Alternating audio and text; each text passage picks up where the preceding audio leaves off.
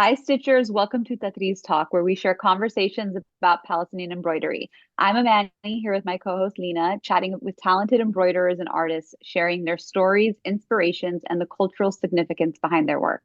On today's episode, we are chatting with Natalie Tahan, a fashion designer, illustrator, and instructor at Birzeit University. Welcome to Tatreez Talk, Natalie. Hi guys, I'm excited to be here. We're excited to have you. So Natalie, we always like to kick off by asking people about them and their family's connection to Palestine. But obviously, we should mention that you are currently based in Palestine. So can you tell us a little bit about, your life today and your family's history in Palestine? Actually, I kind of have an interesting connection because I was born here, but then at the age of 6, we moved to Doha, Qatar. And I pretty much grew up there, went to, school, high school, and graduated there. I had this very large period of my life where I was constantly wanting to come back here, or what we would come back here in the summers and have like, the most amazing time, and you'd see the family and just really like this aspect or this period in my life where it's really it takes you away from being here, makes you really appreciate being here. And the small little things that maybe people don't really pay too much attention to. When you come back, you really cherish those little things like just nature, like just, how beautiful the land is here, the trees, all of these things. The food as well, like just, not, like the things that you get in the summer, like fruit trees or things like that. For all of those things, I felt like growing up, I constantly felt like I wanted to move back. And even when I went to university, I studied abroad as well. And after that, I went back to Qatar and I worked as well there for several years. And I always had this feeling of that I've always wanted to come back. I've always felt that I wanted to come back and settle here. And so actually, the majority of my family doesn't live in Palestine or Jerusalem at the moment.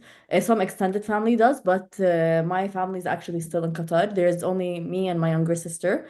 And we actually came together here and we came back in 2015. And I remember during that time, I took a year of leave from my job. I took an unpaid leave.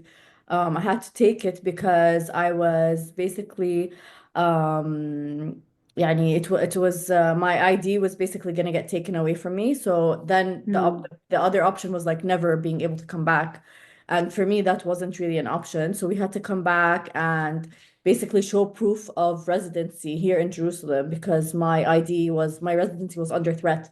And so I moved back in 2015 and I said I'll move back for a year. And it took me, like it was a very difficult decision to do that because I'm sure like being here, especially in Jerusalem, is extremely expensive. You have to pay quite a lot of taxes. And for me to kind of like jump all those hurdles just to make sure that I could always come back here. So I'm obviously like I hold a temporary Jordanian passport and a Jerusalem ID. And so when you're far away from here, there's always this constant threat that they're gonna take it away from you, and then you're just gonna become a refugee. And so me and my sister kind of took that decision together, and we moved back, found a small apartment. I saved up for like a year basically before I moved back, just so that I can like make sure that if I in case like I'm not working, because at that time like remote work wasn't even a thing really. And I was really Yeah. lucky and blessed with my job in Doha. They agreed basically to let me take unpaid leave, and I was working there as a merchandise and fashion designer for Qatar museums at the time. And they were very understanding, because I was like, I have to go do this, like, there's quite a lot of paperwork, da da da. And so during that year, I moved back. I think it really like deepened my desire to basically fully move back here. Just being here for an entire full year, which I hadn't done since I was a child, and going through all the seasons, experiencing Jerusalem and all these different states and stages, and just like watching, flowers bloom and spring coming around and all of these tiny things that you really miss when you live in the Gulf. Like you don't experience those types of things, and just like eating also seasonally. Like that was such a huge thing for me. Like, In the winter, you'll get like all of the citrus, and then you'll get like the strawberries that come from Gaza, and all of these things that really just like connect you to the land. And so that year for me was just kind of like a teaser. And when I moved back to Doha for quite a while. And during the time that I was here, I actually met my now husband, and we kept in contact when I moved back. And then during that time, I really felt that um, so actually, I was wanting to start my own business at that time, and I didn't feel that I wanted to do so in Doha. I felt that I wanted to actually put down roots here. I felt very passionate about producing here, even though it was more expensive, more difficult. The options are a lot more limited, but I really felt that I wanted to produce not only in Palestine, but specifically in Jerusalem, to have product that's Palestinian from Jerusalem because we are so few. And when people refer to Jerusalem, even prior to the war and the genocide that's happening at the moment, you say Jerusalem and people instantly associate that with Israel. And so just to have that kind of presence to say something is being created somewhere that is Palestinian and Arab, and that it isn't all Israeli, because often, we get looked over. We People don't really pay attention to Palestinians in Jerusalem. And so for me, that was super important. And so when I came to the decision to like, okay, I want to leave my job, I want to start my business, I wanted to move back to start my business. And so I moved back in 2017, and I registered my company here basically and started working on Natalie Tahan, the brand. And it was kind of like it was an amazing space to be in. There was a lot of challenges. I'll dive into that, I guess, a little bit later, but that kind of like solidified my me wanting to be here and just really putting down roots. And then alhamdulillah, like, things moved forward with my now husband, and then we got married and so far. And it just felt for me, even till now, I mean, like, I've been here for almost 10 years now since I first moved back, and I don't regret it at all. Yes, I go back to Doha, yani second home, every now and then, visit my mom, visit my sisters, and visit like family and stuff like that. But like this will always be home. This will always feel like home. Just because like people around you are like you, people understand you. And again, just going back to the point where like I really, really, truly appreciate all the little things in life that we have here that you might not have abroad. And I only feel like I do appreciate that, and I have kind of a different outlook as opposed to someone who's always grown up here, because everyone looks at me and they're like, you're crazy. Like, why did you come back? And I'm like, you guys don't know what it's like to live abroad. Like, I lived in Doha, in Dubai, in the UK. I've lived like in a lot of different places, and it's honestly, it's not like here. Yes, it's difficult to live here. It's more expensive. With the occupation, like life is not easy. Checkpoints, everything. I mean, even when I go to Birzeit, come back, like I don't know if it's gonna take me an hour or 2 hours or 3 hours to get home. But even with that, despite all of that, I still prefer to be here.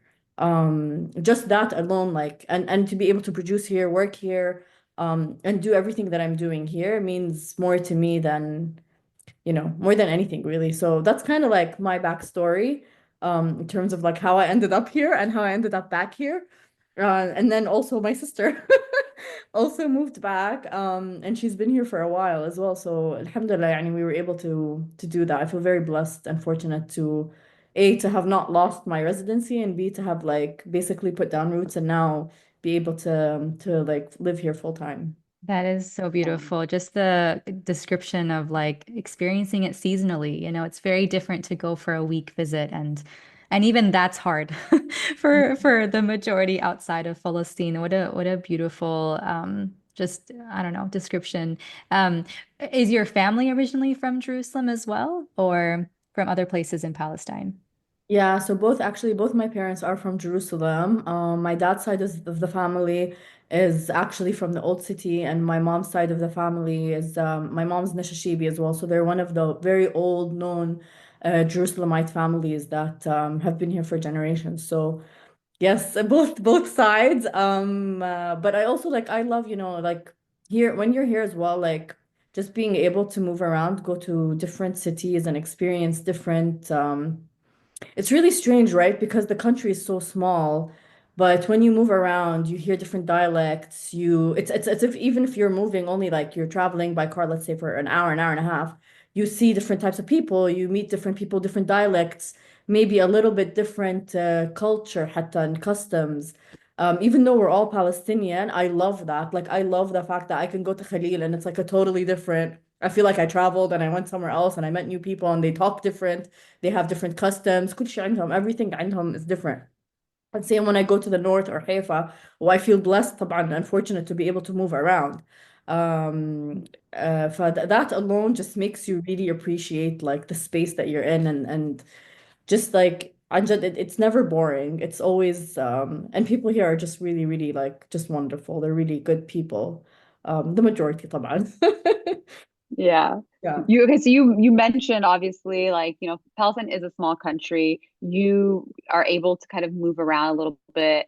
Just for listeners who maybe have never been to Palestine or not kind of familiar with traveling within the 48 borders and the West Bank as a Palestinian, can you explain like what that's like? Because you live in Jerusalem, you work in Birzeit. Like, what does that look like for you? So, because I'm a Jerusalem ID holder, I'm able to obviously live in Jerusalem, travel to the West Bank, but I'm also able to travel within um, the 48 territory, even though I don't like to use that term, occupied 48 territory. And so, obviously not able to go to Gaza at any point, even before the genocide. And so it allows you to be able to move around, but at the same time, like my day to day when I'm going to work and whatnot, I obviously still have to go through a lot of checkpoints. So just exiting and entering Jerusalem, there's checkpoints, and then also while you're moving around within the West Bank, a lot of checkpoints. And it's extremely unpredictable, really, because especially in the current current situation, just with things happening constantly, there's like so many like Telegram groups that tell you that I have to constantly check every time I want to get into the car, like whether I could go through this checkpoint, if it's open, if there's traffic, if there's no traffic, because the checkpoints are not always in the same places. They call them like literally محسوم طيار or like حاجز طيار, which means it's a ever changing or constantly moving checkpoint. These are the ones obviously that are not like fully built and you have to go through like a physical structure to go through. And so it's really not easy. It takes a kind of like a mental toll on you, really, and specifically, especially now, I mean, with everything that's been going on. I feel like sometimes people think like the West Bank is so far away from Gaza, but it really isn't. And everything that happens, whether it's in Gaza or in the West Bank, and a lot of the times in Jerusalem, if there's like amaliyat or like anything going on in Jerusalem, it's all connected and everything on the ground is really like everyone feels it. And so I think it's sometimes unfair to say that like, oh, some people like in the north, they're not like experiencing what I'm experiencing, or like, we all try to just understand because everyone is going through the same thing in terms of like how difficult it is to actually process. هذا غير, this is different, different from somebody that's living outside. So just having the like just going to work, like I don't know if I'm gonna get there, if the road's gonna be blocked. The amount of times I've had to like go around, drive around for like an extra 45 minutes just to be able to get back to where I need to get to. Or sometimes it's just like the other day there was the shooting in Qalqilia, and all of us were like, at the university saying like none of us know if we're gonna be able to get home today. And so it's you kind of get used to it, you get desensitized to it, but at the same time, I feel like the mental toll that it takes on you that you don't really maybe process, but you do feel it. You feel like you're constantly down, and then you're also having to digest everything that's happening in Gaza. And so it's just all of that combined is not easy, but I feel like I feel like there has to be some form of like resistance, and there has to be some form of like, you have to keep telling yourself like you have to keep going despite of everything, and just it's also not normal that a university is continuously having to, like, for instance, because of the things that happened a few days ago, a lot of my students just couldn't get to class, and they literally send you a message Mhm. saying like, oh, like I'm stuck in Nablus, or I couldn't get out because there's roadblocks, or like one of my students will, she leaves the house at 4 a.m. to reach my class at 8 a.m. so that because she needs to get out of Al-Izariyah, which is in the West Bank, go through Jerusalem, come to Ramallah, then to Birzeit. So it's just like the restriction of movement is really real. And I feel like until you live here for a good amount of time, you don't really feel how bad it is and how bad it like affects you mentally. Yeah, I actually was doing a quick Google Maps search because I don't think people realize how small Palestine is. It And so, really is. like for you living in Jerusalem, working in Beirut, it's only 30 kilometers apart. That's like 18 miles for my Americans. So, like if you live in the DC, Virginia area, that's like going from, I don't know, Tyson's Corner into the city, and it takes you 3 hours sometimes, or not at all. You may not even be able to get there. So for like, just contextually, that's insane. That's absolutely Yeah, insane. yeah, it is. Of course it is. Yeah, I mean, like, nor on a good day, it takes me like 45 minutes. If Yeah, there's no traffic, no check, like, okay, the checkpoint Mhm. fully clear, it takes me 45 to 50 minutes door to door. But most days it takes me around a minimum of an hour and a half to 2 hours, sometimes three.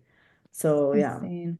Yeah. And I actually like, so I teach part-time, and I make sure that they pack all of my courses within 2 days so that I'm not having to make the trip 3 times a week or 4 times a week. And I purposely do this, and they like very nicely agree. And Yeah. this because I teach core classes, not electives or anything. They're core classes for second, third years. And so yeah, it's really weird, but there's a lot of things that are put into place to facilitate Accommodate or and yeah, accommodate Yeah. occupation. all these things. Like you can't just be like, oh, I'm meeting up with my friend in Ramallah. I'll see you in half an hour. No, I don't know how long Yeah. it's gonna take me. It'll take me however long it's gonna take me to get to you. And the space between Jerusalem and Ramallah is like nothing. I, But with the checkpoint, like it could take you like a couple of hours, especially now that they've closed a lot of the major checkpoints. And so they bottleneck people at certain, so when it's rush Mm, hour, they close certain checkpoints so that they bottleneck everyone into one checkpoint. And just to make the experience worse, this is yeah.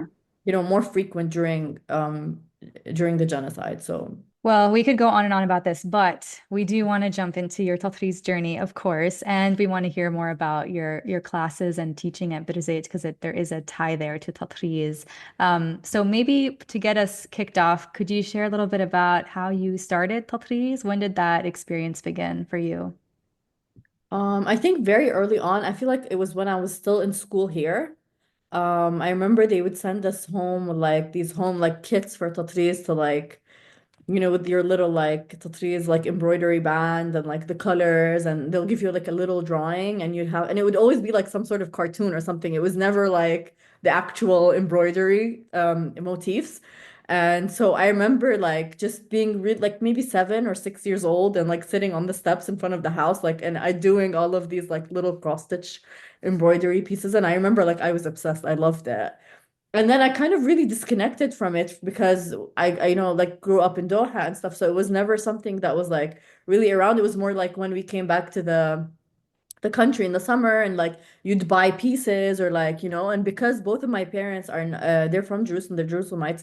So we don't have like a lot of Falahi Tatreez around, and it wasn't something like obviously like that my grandmother passed on to my mother. It was never like that. Like I don't even think my mom owned a tobe during her wedding or anything like that. It wasn't very prominent in our household.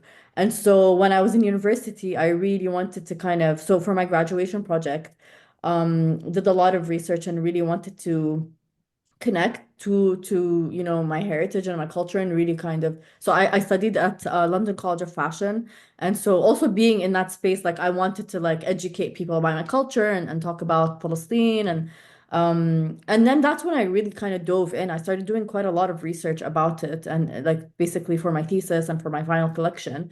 And it kind of like took me by surprise. That I didn't know this initially is that Every embroidery motif comes from a specific place and it means something and it's a language, and every village has its own shade of red of DMC and how that was even introduced because of the British mandate and like I mean the coloring, the coding system and what they used to do before that and how they used to dye the fabrics and how they used to dye the thread and also like the Silk Road and the silk coming through in from Homs and Syria and like Lebanon and just all of that, like all of that information, and I really dove in to kind of understand, and because I had to write my thesis about it, um just I fell in love. I honestly fell in love with how even back then there was this secret language basically between women, and just was such a huge part of their lives. It talked about their social status, talked about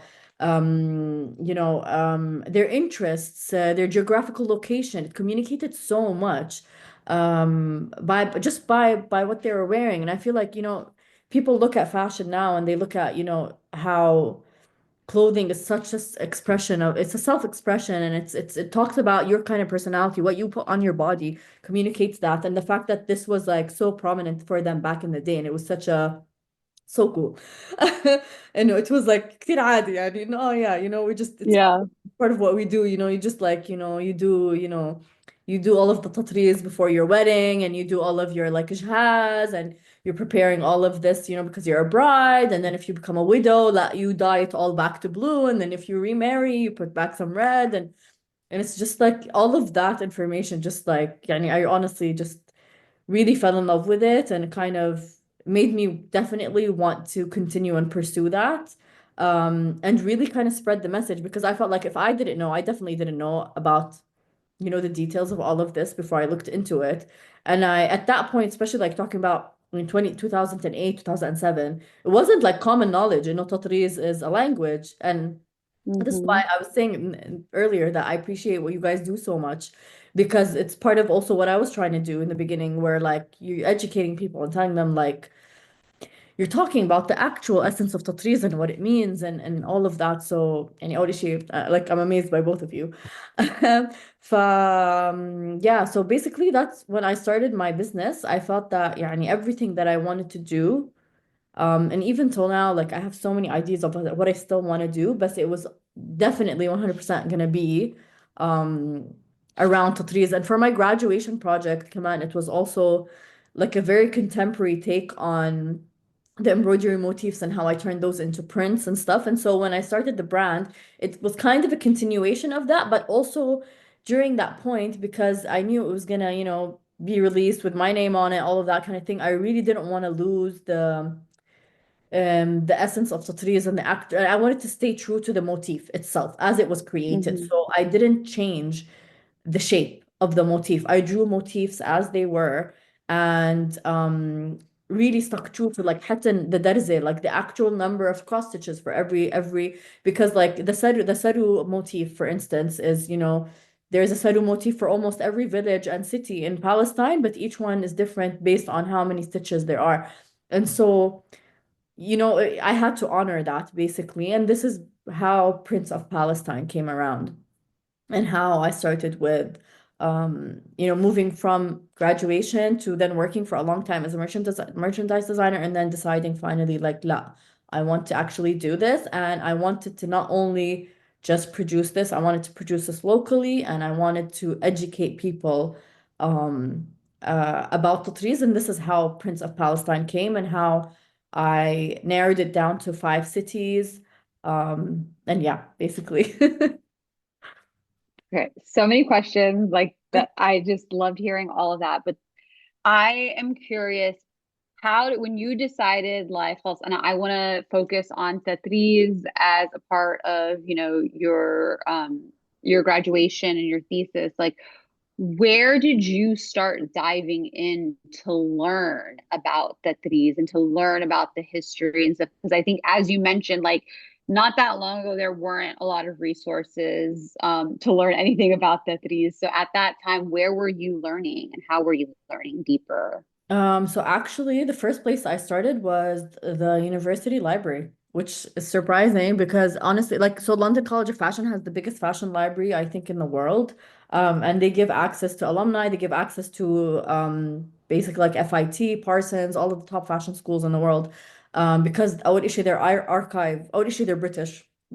And also Mm.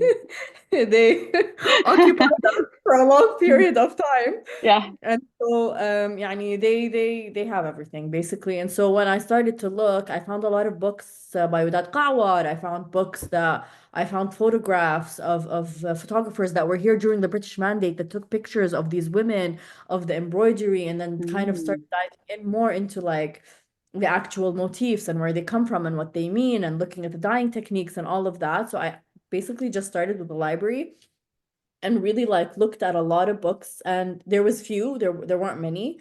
But the archive honestly was I was blown away like by how much they have. And just having access to that, like I knew that I had to like يعني basically use everything and really like include everything in my portfolio just so that I could, because I still use those images, and I still look at those things for today for inspiration. And having the access to that at the time, يعني, was like a gold mine. Um, so just from there, and then basically started diving in online, really tried to buy every single book. And then when I came back in the summer of during university years, I went to a lot of organizations that do tatreez. I spoke to a lot of women. I created Mm. samples, like, I was like one of the very few people in the beginning, like going like, oh, can you do like tatreez on like silk? Can you do no, or like can you do tatreez on chiffon, or can you do tatreez on jersey? Because I want to do like tatreez on like some stretch like silk fabric. And they're all looking at me like, no, like that's just not gonna work. Like you can only do it on what do they call it? Sorry, the Linen, maybe. canvas. Yeah, the canvas. Or The like market. the Yeah. linen. So I'm just like, they're like white, black, navy maybe.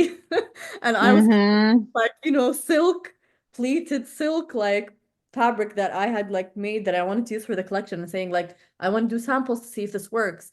And so I created quite a lot of samples here. I did them in Ramallah actually with In'ash al-Usra, which is an incredible association, which I then later on in life, and alhamdulillah, was very fortunate to work with, and do the curriculum that I lightly touched upon earlier. Um, so yeah, I mean, like, just came back here, took a lot of pictures, met with a lot of women, spoke to so many people to try to gain as much knowledge as possible before actually designing the collection. And I felt that because I was in like I felt like I was in a space where I really wanted to do something contemporary. Like I feel like in university you kind of have that creative space where, you're not going into production, you're not risking too much money. You have this creative space to kind of do what you want to do. And so I kind of really played around with it. I went to like more pastel colors, put a lot of silks, and did a lot of things that I wouldn't normally do when you're thinking from like a as a designer standpoint, where you're like thinking, okay, this needs to be wearable, this needs to make sense, this needs to be like, have function, price point, all of these things that you have to take into consideration when you're an art student or a design student. You don't have those restrictions. And so that was kind of like the only time I really kind of just did what I wanted to do, and I knew I had to take advantage of that chance. But then when I started with Prince of Palestine, for me it was like passing on the message of everything that I learned that I wanted to like move on and show people. And that was like the idea coming into like, okay, let's create a print for Gaza. Let's create that's all Gaza motifs. Let's create a print for Jaffa. Let's create a print for Jerusalem. And all of these prints were like my kind of contemporary take on Tatreez. And when the collection was released, it was actually like, first of all, it was really humbling because people thought it was Tatreez. And I was like, oh, okay, like, no, like, I had to specify when people are like messaging or sending emails and stuff, like, no, this is a print and it's printed on silk and we designed the fabric and we worked with it and so on and so forth. And so, yeah, it was like, I love that people thought it was actual Tatreez. And then it kind of just like, I wanted, the whole point was of doing it with print was basically that if you're buying something that is that heavily embroidered, you have to get it, sorry, you have to get it custom made. And Mhm. secondly, it's going to cost you an arm and a leg. And so for me to make something a little bit more accessible and not take away from its true beauty and its true meaning, specifically with going like, okay, no, I'm going to do like a print for Ramallah and it's going to be on white because Ramallah is the only village or city that has a tobe abyad or like a white tobe in the summer. And they have a summer tobe and they have a winter tobe. And so highlighting all of these things by being really true to the actual embroidery, but then doing it in a contemporary way where it's a print, even though the embroidery is still exact size, shape, cross stitch, same number, everything. And doing that and doing it in that way for me was like kind of like making sure that there's a conversation where someone is wearing a piece and then someone says, oh, like it's conversation opener, like, oh, so like what are you wearing? And then they'll say like, oh, this is from da da da da da. And so when the collection released, it was really funny because a lot of people that were from these five cities that I actually due to like basically monetary restriction, I was like, I'm only doing five and we're doing a small quantity. Yeah, It wasn't too small, but يعني, because when you're starting out, you want to kind of be like, not to like blow all your capital on your first collection. And of course. so it was really cool because like the girls from Ramallah were like, oh, I'm from Ramallah, I want the Ramallah cape, and the girls from Yafa were like, and then you start getting people that are just like so many different nationalities coming in and buying these pieces. People from Brazil, I had people from Greeks. So many different Singapore. Like I shipped everywhere really, and it was really cool because sometimes it wasn't even like they weren't even Palestinian, but they loved the print and they loved the Tatreez. And then they would pass on that message and they would always ask and we would always like educate people on like what it is and even with everything like with social media everything we were continuously writing on the posts and this was even before reels existed, like there was just like barely Instagram video. And so I remember like being very adamant to like saying to the photographer during the shoot, like, I want video. And he was like, why do you want video? And I was like, I want just, I don't want videos, just maybe. And then we started posting those and stuff and it was just, it kind of took off really. And I didn't expect it to take off the way that it did. Alhamdulillah that it really did take off really well. There was a lot of international media coverage on it and it was good in a way, but at the same time I felt like it was good and bad, not bad Mm, so much, but it was more like I felt like a lot of the international media, not local media, really wanted to brand it as like resistance, right? And mm, I just feel like yes, okay, existing and celebrating our culture and all of that is existence.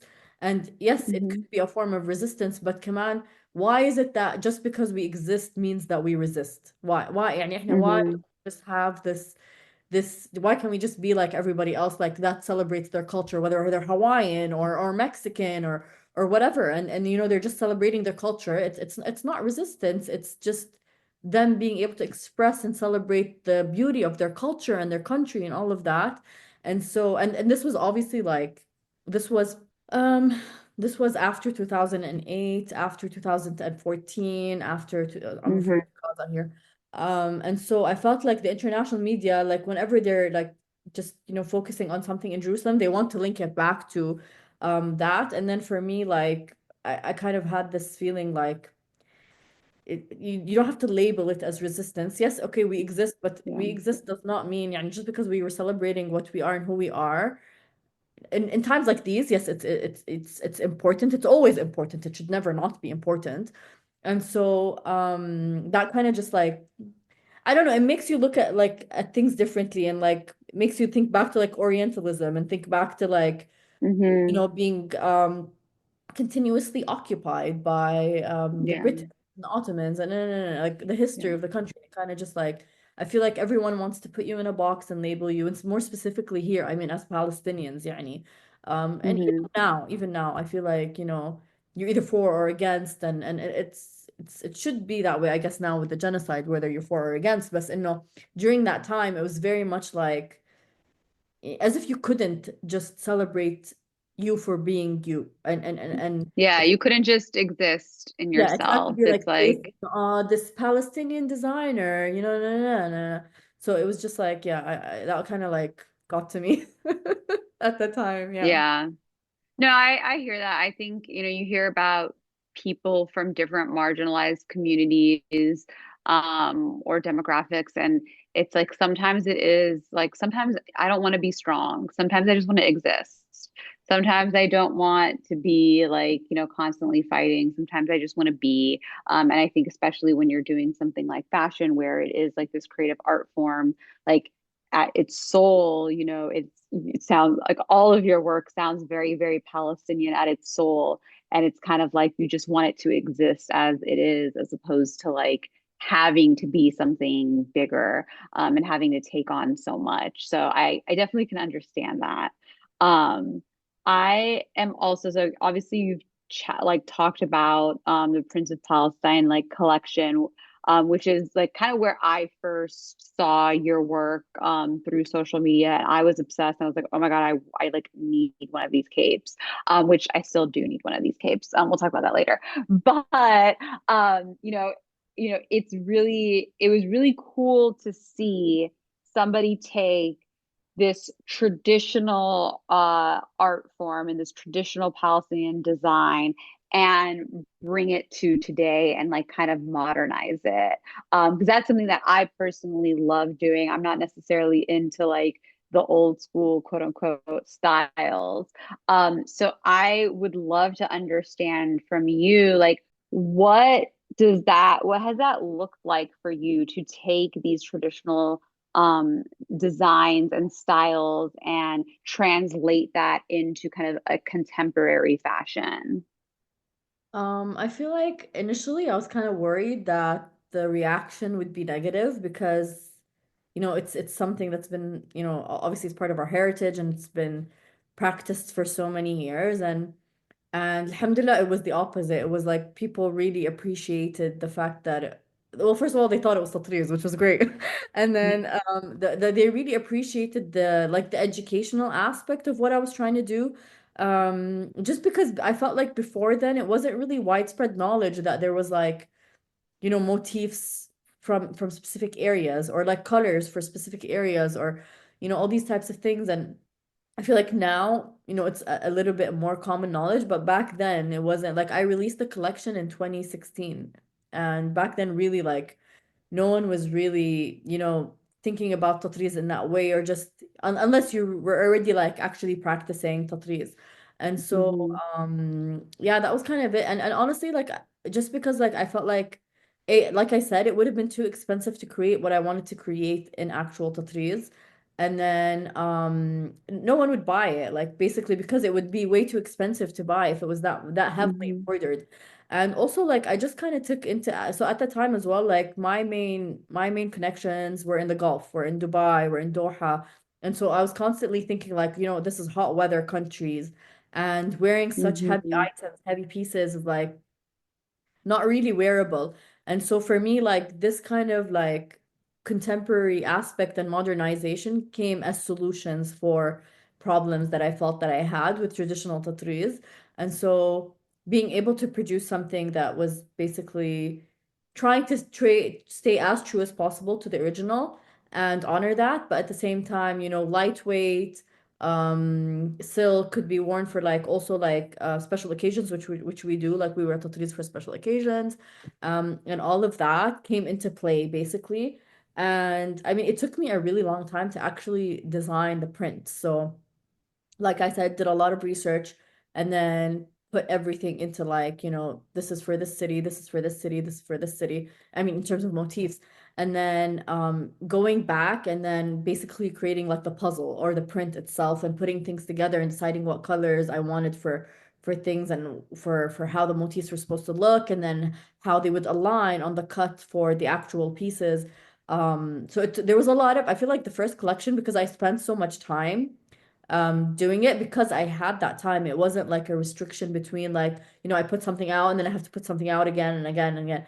And so there was, I remember it took me like 8 months to just do the 5 prints themselves. And this was like continuous hours of work just because I digitally drew every motif and then digitally colored every motif. And you're talking about like, Hmm. I mean, it was around 52 inches by a meter for the first block Hmm. of like fabric. And then that was obviously like then print repeated.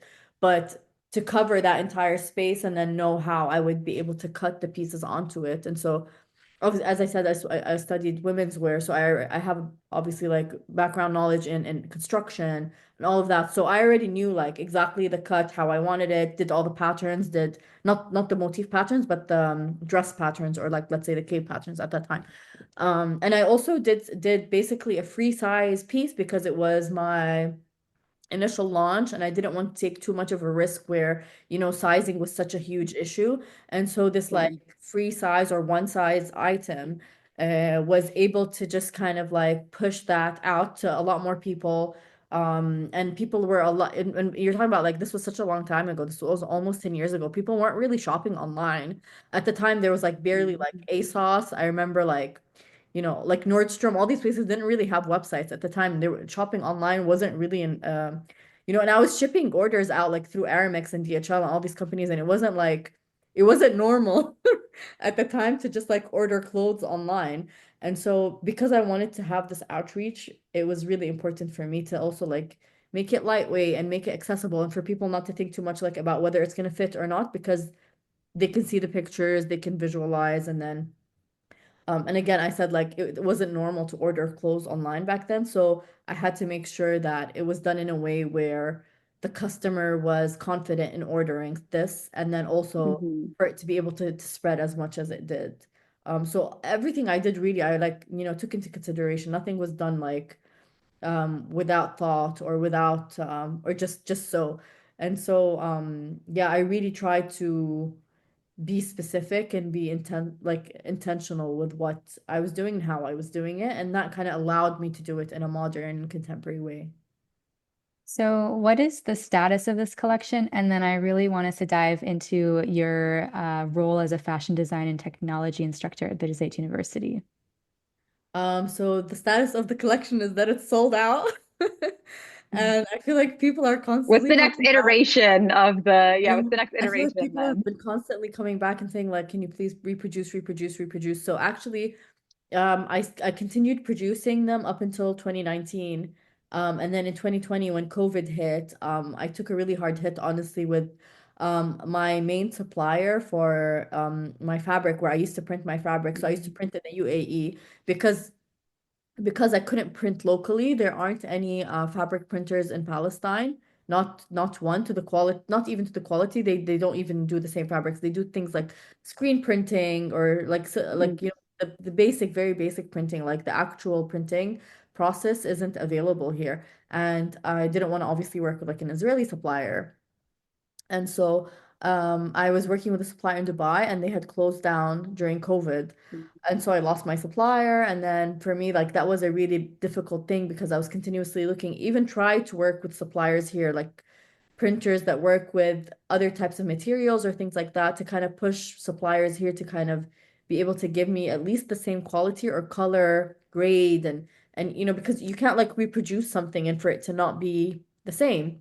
And I Yeah. faced quite a lot of challenges during that time, especially during COVID. COVID was very difficult here, more specifically in Jerusalem, because again, with the occupation, it was like very like knuckled down within the Arab neighborhoods. There was a lot of, you couldn't move around at all, like for months on end. Mhm. I remember like for 6 months of the year, we just couldn't, you couldn't move around your house for more than like, it was like 500 meters, unless you're going to like the pharmacy or the grocery store. And I remember like, like the Israeli police like being right outside. We lived on a main road at the time, and they were just constantly outside, like basically fining people. They would just fine heavily in Arab neighborhoods continuously in Jerusalem because they knew they could, and they knew they just, this was like a free buck to them during COVID.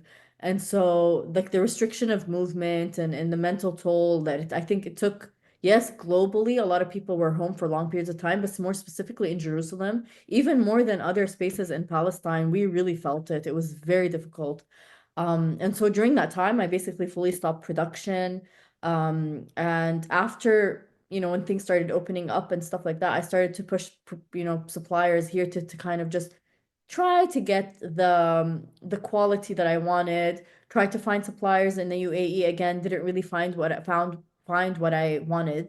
And so during that time, I was working on other projects where I did print the stitch as well, which was another collection that I did in collaboration with a French designer who had come here, and we were like working together on this project, and it was really, really cool, where we basically did similar print, but it was all hand printing, and we did large scale like Tatreez, cross stitches, and things like that. And when I produced that, I felt a little bit at ease because even though it wasn't what I wanted to continue with at the time, especially going back to like my actual prints, it was kind of like a buffer for me to just kind of say like, okay, you're kind of getting back into doing what you love to do. But that whole break really kind of just pushed things in a different direction for me at the time. And up until actually last year in September, I went to Turkey, finally, after so many trials, found an incredible supplier for my fabrics, printed everything. And obviously during that time, production was like, sampling, everything was done, ready for production. And then obviously October happened. And so at that time, and even till now, I don't feel in my heart that it is acceptable or okay to release a collection at the time, at this time. I know a lot of people release product, release t-shirts with like a little watermelon on it, and they'd be like, oh yeah, we're giving like 15% to Gaza or whatnot. And like, no shame to those people, but I just felt like, يعني احنا we're in Jerusalem and we can't even get a shekel across to Gaza. And you're telling me you're like God knows where and you're sending money to God knows who, trying to get money somewhere where I know that it's just not gonna go, and I just felt like there was a lot of like people capitalizing from what was going on. And I know it's difficult for people to hear, and I know it's not for my opinion to be shared. Like I know this is something that a lot of people don't maybe think about, but for me it was like commercializing the genocide and like the trend that Palestine is trending, and so let's make some sales. And I know for a fact that a lot of these pages or companies weren't sending money, and they were just profiting off of this. And yes, okay, fine, the watermelon is now a sign of resistance, and it has been since the first intifada, where women were actually embroidering the battiqa on their tobes, and like putting little doves, and putting the Palestinian flag on their tobes because they couldn't carry the flag even in the first intifada. And so just being here and like looking at that from being here and then looking at people outside abroad doing that. Yes, I Yeah. understand there's some people giving like to medical aid for Palestine, people giving for like the Palestinian Red Crescent and but if you want to do that, you don't have to create merch to do that. You can just give money. You don't have to like benefit off of like creating something in terms because there's so many artists here Yeah. that released product, and they said 100% of profit is going to Palestine, and I was like, okay, Mhm. these are the people that are actually doing it right. And because when you're here, like there is specific ways of it being able to send, obviously not at this time, but like maybe up until like 4 months ago, you could actually send wire transfers to a Bank of Palestine account that they can actually Mhm. without black market, without all of these additional fees that are being paid to people that should not, be getting, all this extra cash. That's just, and so yeah, during even that's why till now I feel like I haven't actually, doesn't sit right with me, and I don't know when it will sit right with me. And it's Mhm. just been sitting on the back burner. I mean, like it's like sitting on something that you really want to release. And there's the other side where like you're watching other people, other people are releasing things, other people are working, they're continuing. And I feel like it's not that I feel like I'm not continuing with my work, and it just feels insensitive. It just feels Mhm. you know, I don't know. There are no words really like to what we're witnessing and what we're all feeling. And so I try to work within the spaces that I can, but right now releasing a collection is like, yes, it will celebrate my culture. Yes, it will show Palestine in a different light. Yes, it will be happy, and it will be good, and it will be beautiful, and it will be colorful, and it will be all of these good things. But at this time, I just feel like it's not the right time. Yeah. Yeah. I think that makes sense. I mean, Lena and I have definitely talked about this phenomenon of people profiting off of genocide. I don't think it's that controversial to say. And It is something that you've seen a lot, we've all seen a lot of, which is unfortunate. But again, I think to your point, there are a lot of people who are, while it's difficult now to get money in, there have been some people who have been doing some great work, and those are the people that we should focus on. So just shifting gears a little bit, Lena mentioned earlier about your work as a fashion design and technology instructor at Birzeit University. And I know you shared before we started recording, you actually shared the fact that Tatreez kind of connected you to this job. So can you talk to us a little bit about how your journey with Tatreez led you to your journey as an instructor at Birzeit University? Yeah, for sure. I mean, this actually happened during COVID as well. And so it was kind of like a really amazing thing that happened because as I just mentioned, it was a very difficult time and I had to stop everything with the brand. And so it came at an amazing time where I could do this really great opportunity with it was actually with two organizations.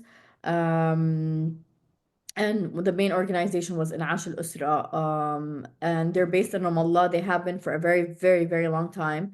They're all about female empowerment, empowering the community around them, and their focus is on Tatreez. They have a gallery art space where they display old tobes, and they have great facilities where they teach Tatreez, and they have a great sewing space as well where they teach sewing, they teach women sewing, and it's all like pro bono basically. And it's just to like enrich the community. And they really wanted, so as this organization has grown over the years, they've become an educational institution as well, where they're able to actually, with Ministry of Education's approval and like, they're actually accredited to teach diploma degrees. And so they teach diploma degrees for women in basically like cooking for to become a chef. They teach for hairdressing and beauty school. And then they also teach, as I said, like for embroidery and all of these things for women to then go on and be able to like have an income, start something, start a project, or also work with them on projects to make a living from Tatreez.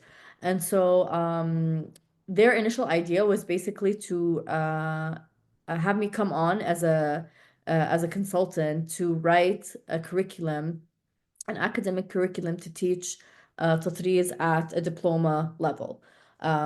Basically like, college, I guess you would call it in the States.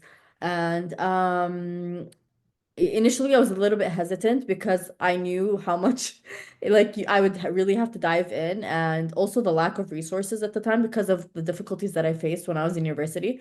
And so but it was like it was such a huge challenge at the time, but I felt like it was something I definitely wanted to do and something that I definitely felt like I could do. And so over the next 9 months, I worked on this curriculum with one of their, one of their main employees that was working on the project with me.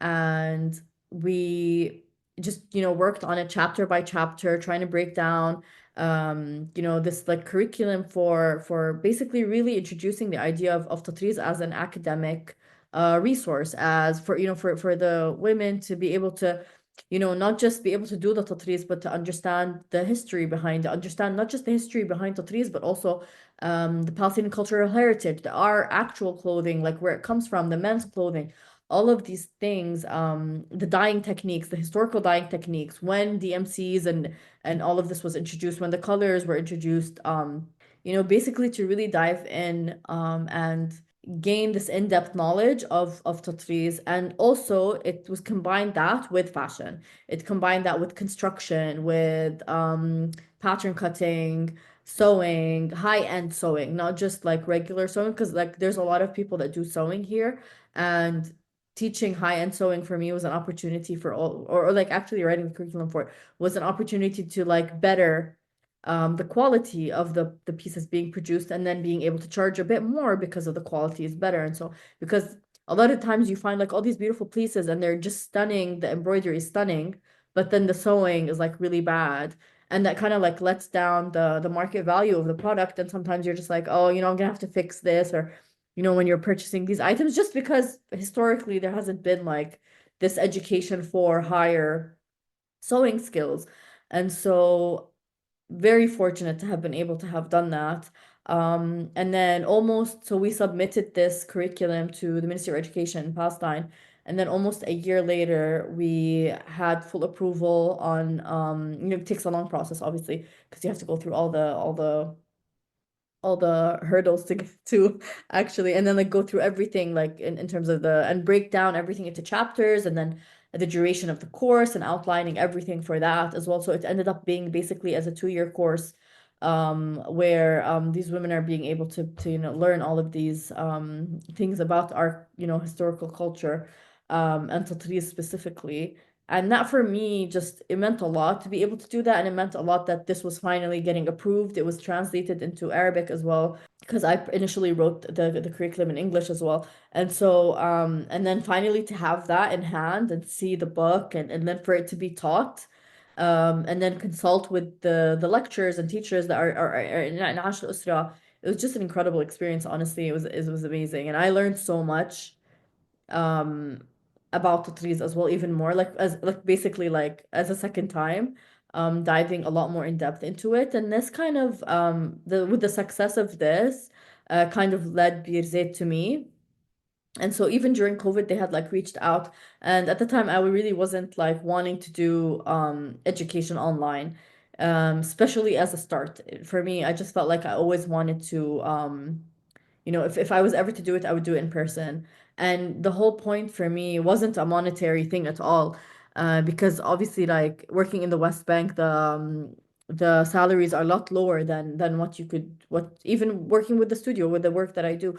And for me, it was like a moment where I felt like I could hopefully and try to create with everyone else that works there, obviously, but more specifically in fashion, create a fashion community that, like Beirut, like Morocco, like all these other Arab countries where now there's a huge fashion hub where these designers are coming together as a collective, and having this base and being supported, and so if we start from education, these kids will then graduate and then become designers, and then we'll have a lot more designers within the community, and then all these people will come together, and we can bring back what was. يعني, before 1948, there was so many production houses, the fabric production houses in Gaza. We were a clothing production hub for the region. And I feel like this is something that a lot of people don't know, or like don't really like think about, or just are like unfamiliar with. And so I know it's really ambitious to say this, but I felt like from education, from starting from university, being able to teach these things would then lead on to all of these people graduating and then hopefully being able to work. And then also for society to have spaces for them to work in, and for them to actually fulfill their education and continue within their careers within the paths that they chose. And so they were great with me. Birzeit was very like, as I mentioned, I live in Jerusalem and they're based in the West Bank, and it's not too close to where I live. And so with the checkpoints and whatnot, they were very easy with me. They were able to like schedule my classes that when I could come, and schedule them all together so that I could give 2 courses throughout the semester, that were core courses specific to the design course that they have. So the design course kind of at this moment in time, so the college, as part of Birzeit, opened in 2018. And I've been there for 3 years now, and I really love it because you really see the change in students. Because as well, you have to look back at the education system here in Palestine doesn't really focus on art or design, very limited to math, science, physics, and so on and so forth. And like you're becoming a lawyer or a doctor, and or an engineer or an architect.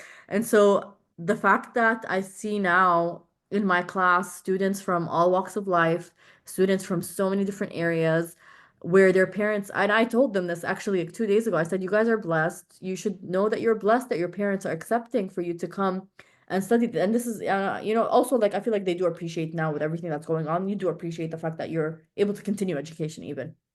And so, just that alone just really made me want to do it and made me want to be a part of it. And also, they gave me free reign on curriculum. They said, teach what you want to teach.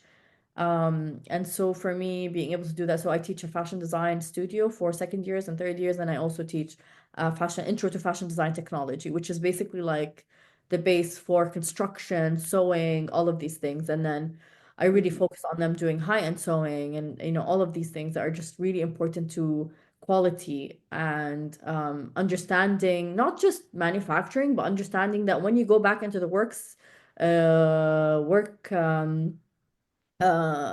يعني into work basically after university, understanding how to register a trademark, how to start a business, Mhm. what you need to put your capital into, how would you price and how would you market your product.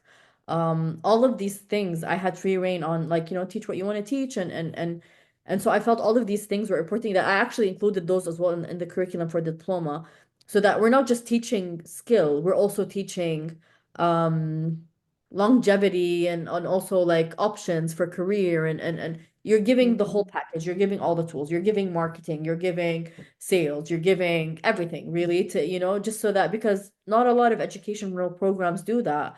They teach you like, oh, here, yeah, you can be creative, you can create product, you can have, but then you don't think about price points. You're not thinking about how much it's going to cost you, like this meter of Yeah. fabric, I'm producing this much, and how much and I'm constantly saying to my students that have other projects going on during university, and they have like side projects or things like that where they're selling something, where they're producing like crochet scarves or something, and I'm always like, how much are you charging? Like, what is your profit margin? Like, you need to be able to, and you have to drill that in at such Mhm. at like an early age, so that by the time they graduate, this benefits the community, and there is a community for fashion, Mhm. and there is a community for design, and inshallah لقدام, يعني going forward, that this really does happen. Like, this is the belief that I have, Yeah.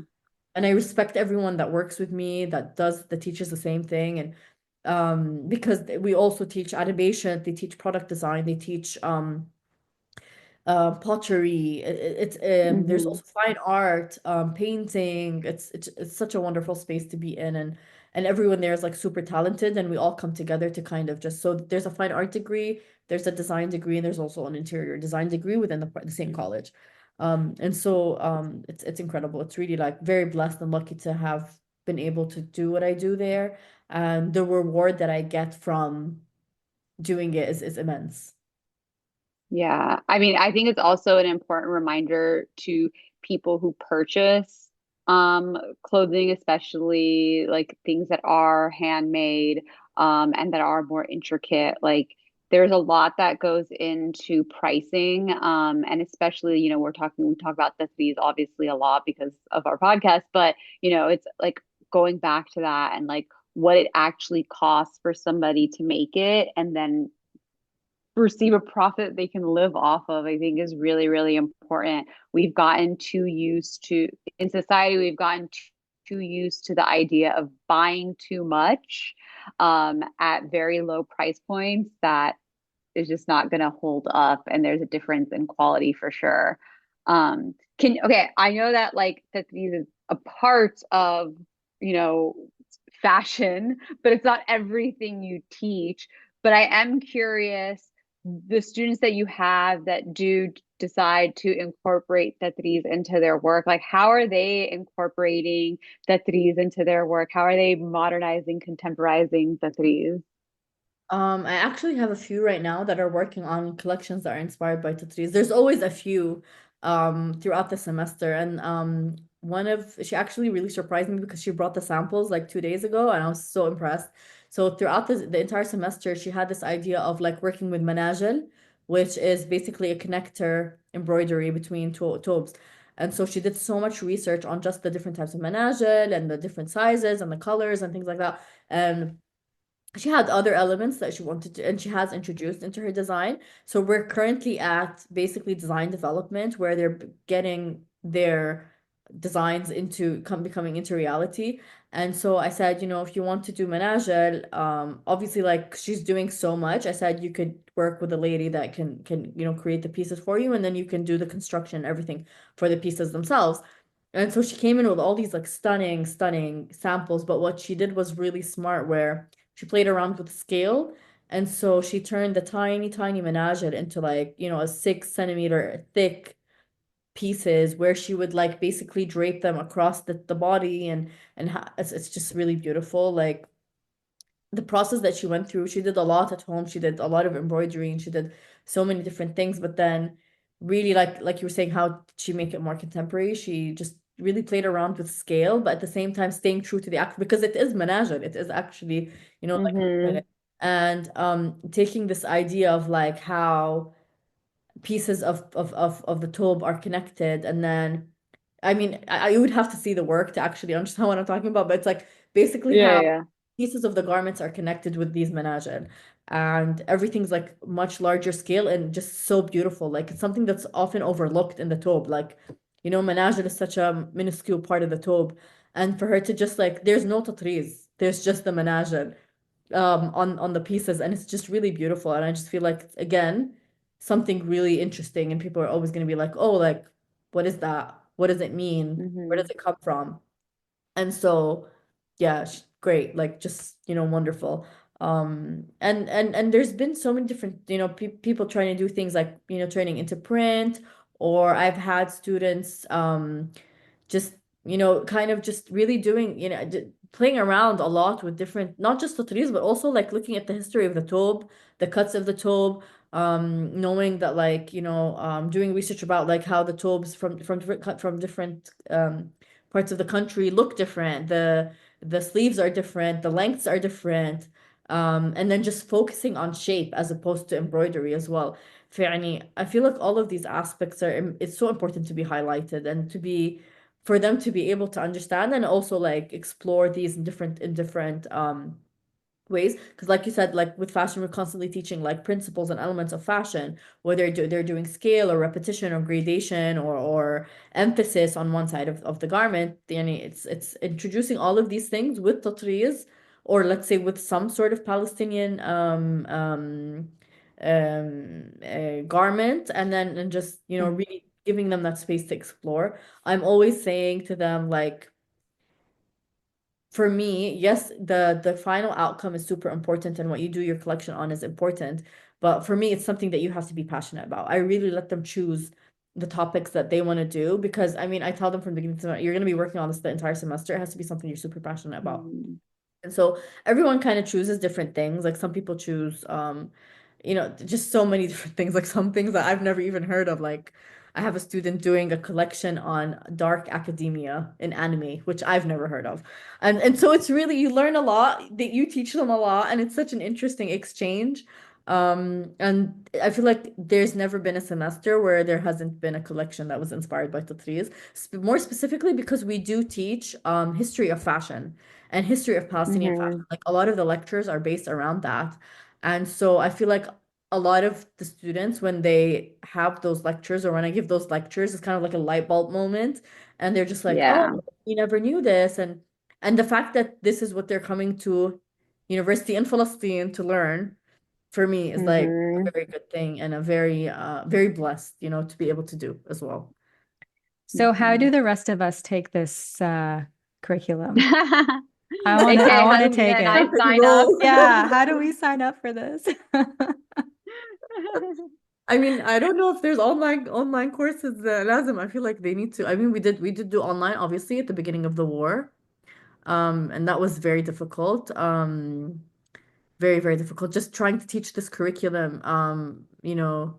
at a distance was very difficult, and then also teaching during everything that was going on, asking your students to do any kind of work uh, Mm, relating to design. yeah. Uh, Very difficult, yeah, very, very difficult. And then I recommended so many students to drop the course, just mentally they couldn't. And they're repeating with me now, which I'm really happy about, and they're happy about, and they're doing well. But I definitely saw, and me myself had to overcome and be present and be like, a leader in that sense in those situations. But yeah, I feel like it was, yeah, I had people, students coming and saying like, oh, I want to do a collection inspired by, I don't even want to say, but Yeah. yeah, Yeah. yeah, very difficult time. But alhamdulillah, now that we're back in person and able to, even though it's sometimes we get days where, students aren't able to come in because of roadblocks and checkpoints, but at least we're trying to do the best with what we can and come in. And then also this semester we had a lot of students that are, behind on their tuition because parents are just not making as much. All of these things I feel like come into play when you're working and teaching here. Yeah. Absolutely. No, absolutely. So, Natalie, what is next for your Tatreez journey? I know designing is a little bit on hold. You're continuing to teach. Is there anything else kind of that you're thinking about right now? So right now I'm actually a lot focused on my studio, which is my basically product design studio. Where I don't know if you've seen, we do a lot of stationery product design, which is what I was doing for a long time in Doha. I worked with Qatar museums there as a merchandise designer, as I mentioned earlier, and then we did quite a lot of product that was inspired by, like the Ottoman Empire or like, Persia or like so many different stages of history and periods of history that were just incredible. And so I feel like now I really dive into nature of Palestine and flora and fauna and looking at all that and then just really like having make products inspired by all of that. With Tatreez, everything's kind of on hold because I really want to like focus that onto the fashion. Whereas people are like coming to now and they're like, oh, why aren't you doing like notebooks with Tatreez and I feel like I do want to save that for like the fashion side of things. And then for the studio, I'm really focusing on like Palestinian harvest, Palestinian nature. We do everything from like weekly planners to to-do lists to like shopping lists to notebooks. And this was also something I was very hesitant to release. I released in September of this year with the start of the new academic year. And I felt that I really wanted to push something that was very lighthearted and remind people about the beauty of what it means to be here and connect with the land. Um, that was kind of the goal. And so with Tatreez right now, not so much kind of saving it for bigger and better things, inshallah, and Mhm. very focused on the studio, working with a lot of different clients as well. Because we not only do we just produce product, we also work with a lot of clients on design projects. And it's really fun, actually. It's been amazing because I'm working with a lot of different Palestinian businesses and local businesses as well. Um, so it's a lot of fun making other people's dreams come to reality and actual physical product, which I enjoy. I feel like I'm not that I get bored easily, but I like to continuously work with different people on different things. And so the studio kind of gives me that in the moments Yeah. where I feel like I'm not able to share so much on the fashion side. Well, excited to see what you continue to bring to the world. And when the time is right, your next fashion collection, which I will be very, very excited for.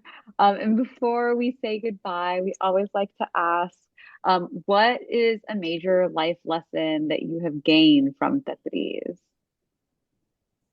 Patience, maybe, I think. I think patience. Like you touched on it a little bit earlier, but I feel like a lot of people forget how long it takes to do Tatreez. And the how like not just labor intensive, but you're doing something with your hands, and when you're doing something with your hands, you're showing love. And when you say, oh, handmade with love, it really does mean that when you're doing Tatreez. And I feel like, yeah, definitely just doing things slowly and as they come and really like giving things their true time and doing them beautifully and how they should be and with patience. And I feel like definitely I think I would have to say patience, really. I think that's the main thing. And I think a lot of women experience that when they're doing tatreez, because like you understand the value of Tatreez, but you also understand how much time it takes to create something of that magnitude, and then you also understand why it costs so much. Hmm. And then you have a whole new appreciation for, all these women that have done it for so many years, and then when you look at like old taubes and people like Gilles that are repurposing taubes and how important that is to recycle.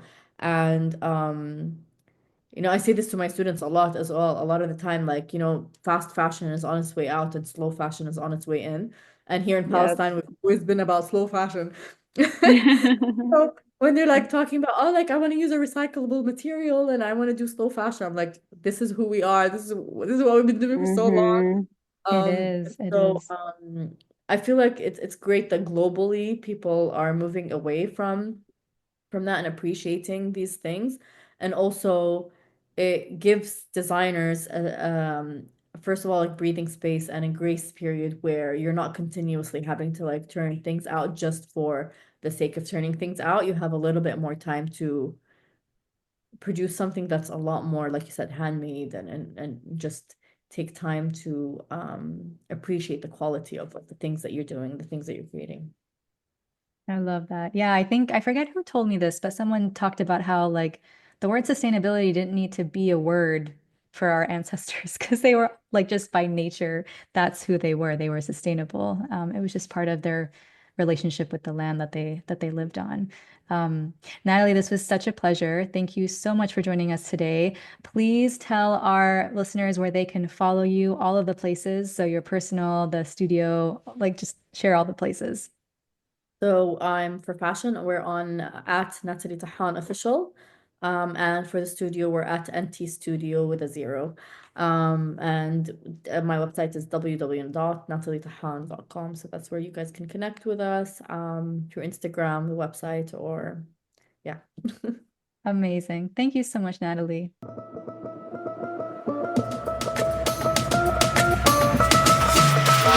That was such a fun conversation. I think we could have continued talking for far too long. We'll see. We might have to edit it into two episodes. We'll see. But I personally love this idea of innovation with Tatreez and, Tatreez not being stagnant and continuing to evolve. So I remember seeing Natalie's work a number of years ago for the first time and just like at the time she was really, now there's like people have played around with Tatreez more, which is great to see.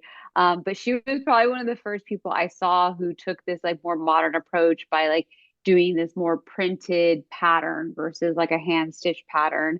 And I think for all the reasons she described, right? Like from a cost perspective to make it more accessible, from a just construction perspective, all these different reasons why she did what she did. It was really cool to see that. And I'm excited to see what she has in store next. And also like her students too. Like, she mentioned that pretty much every semester there are students that incorporate the threes into their work. So I just love the fact that there are Palestinian designers who are continuing to innovate and keep the threes alive in new ways. Oh, so true. And I'm so obsessed with their curriculum on Tatreez and how it is something that they're now just embedding as part of the degree, which is incredible because it is fashion history. It's part of that fabric, if you will. Um, but such a pleasure. We'll definitely be bringing Natalie back. So don't worry, listeners. We'll have more of Natalie in the future, I have a feeling. But for now, thank you so much for listening to another episode of Tatreez Talk. Again, we want to hear about your Tatreez journeys. Please, please, please share your stories with us at tatreeztalk@gmail.com, and we might just have you on an upcoming episode. Don't forget to subscribe to the podcast on your favorite listening platform, and be sure to leave a 5-star review. You can follow me at Lina Stob, Amani at Min Amani, and of course the podcast at Tatreez Talk. We will talk to you soon.